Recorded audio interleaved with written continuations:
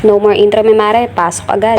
Ilang araw na nga mula nung huling upload ko. At ito nga, Mimare, yung kaganapan namin nung undas. At dahil nga linggo ngayon, at bago nga ang lahat, ay uumpisahan ko muna ang umaga namin sa pagsimba. Anong oras na nga kami nagising neto, kaya medyo tinanghali kami. Pero nakaabot pa rin naman kami sa pag-start ng mass. After nga ng mass, ay kumain muna kami sa tapat ng simbahan. Medyo napagod daw kasi sila sa kakatayo. Pagdating kasi namin, wala nang upuan, Mimare. May upuan man, kaso sa labas lang. Kaso ang init naman. Nagpalamig nga lang kami, tsaka kikiam. At french fries nga lang yung kay Mother Earth. Short vlog nga lang tayo ngayon, mga Mimare. Noong October 31 nga, ay nalungkat ko pa yung costume ng unika iha ko. At mga bandang alas 3 nga ng hapon, ay nagmerienda na rin kami ng unika iha ko. Nagready nga lang ako ng biscuit dyan, tsaka gatas niya. Syempre, hindi mawawala yung choco na gatas ko. Gusto ko nga sana magkape, kaso bawal. At nung bandang 5 PM nga, ay lumabas naman kami. Bibili kasi ako, Mimare, ng colored paper. At dahil nga budget tayo ngayon, Mimare, magdi-DIY lang tayo ngayon. May nadaanan nga kaming milk tea shop. Nagtuturo nga yung isa dyan, sabi niya bili daw kami. Kung nga sa kanya hindi pwede kasi may ubo ka. Malapit na nga kami sa tindahan neto. At nakabili na nga ako ng colored paper at saka glitters. Hulaan mo, Mimare, kung anong i-DIY ko. Charis. Eto na nga, Mimare, uumpisahan ko na yung pag-DIY ko. Nag-search nga lang ako sa YouTube kung paano gawin. Madali lang naman sana siyang gawin, kaso kinulong ako sa colored paper. Kaya pinagtiyagaan ko na lang kung ano yung nabili ko. Tara, samahan niyo ako mag-DIY.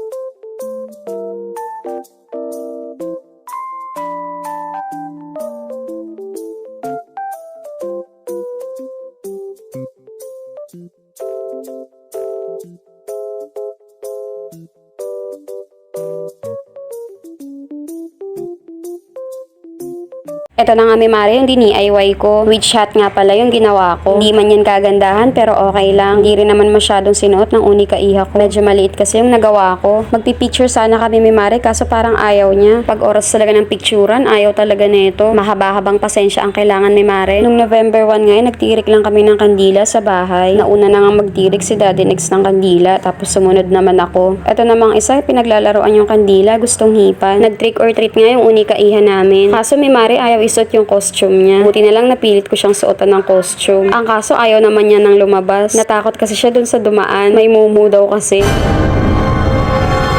And that's it for today's video. Oops! Pa-like and share naman, Mimare, and also pa-follow na rin. So hanggang dito na lang muna, mga Mimare at mi kumpare. Thank you for watching. Hope you enjoy. Annyeong!